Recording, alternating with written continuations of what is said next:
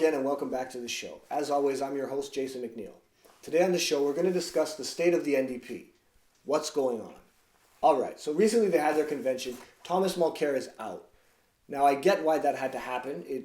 He's not a polished guy. Now, here's my concern, my worry is he was a good opposition, right? He was very good at what he was doing. Now, granted, he's not polished. He's not ready for the spotlight. He was horrible in the first debate. It looked like he was on some kind of calming drugs or something. He was stunned by the lights.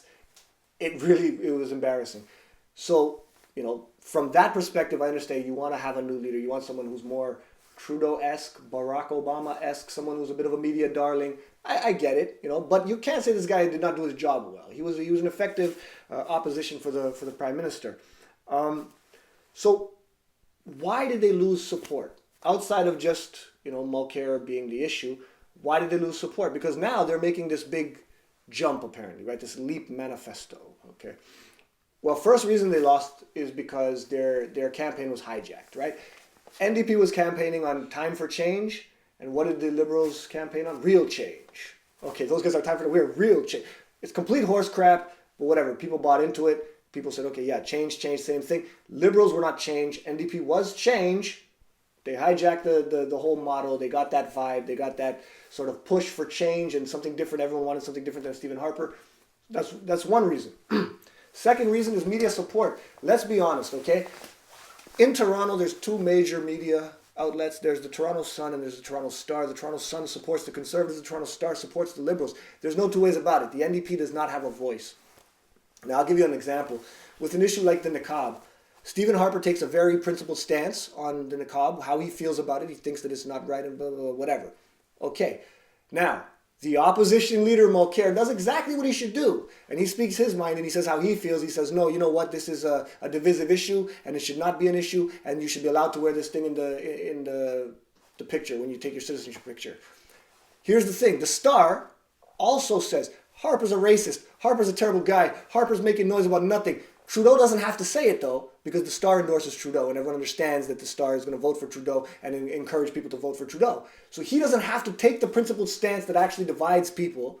His media source does that for him, and he's allowed to stand up and be nice to everybody and play like he's the good guy. That happens because there's a media outlet for him, right? If the Star wasn't doing that, he would maybe have to stand up and be like, yeah, that guy's a racist, and it doesn't play well. We saw that with Thomas Mulcair. The NDP does not have anyone like that to sort of push a narrative for them without them having to come out and say it. You know what I mean? The other two parties do. Third issue, sustainable socialism. Why is it a bad thing? When Andrea Horwath starts talking about how she'll pay for her socialist policies, people are like she's a conservative. When Thomas Mulcair started talking about balancing the budget, they were like, oh, he's a right-wing guy. He's too right-wing. This is nonsense, people. Socialism is about taking care of people. Okay? Balancing a budget is about how you work with the money. Balancing a budget while taking care of people is an ideal situation.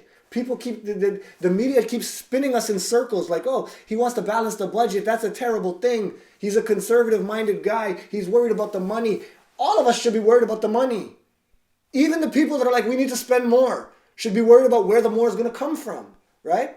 So the NDP, when they try to be a little bit more, logical, a little bit more sustainable about the socialism they want to provide, all of a sudden, all the media outlets are like, well, these people they've lost their way. They've lost their way. So all of this culminates in the NDP dumping Thomas Mulcair, great, but he's not going anywhere for like 2 years, right? So it's kind of silly from an outsider's perspective. But anyway, then comes the LEAP manifesto.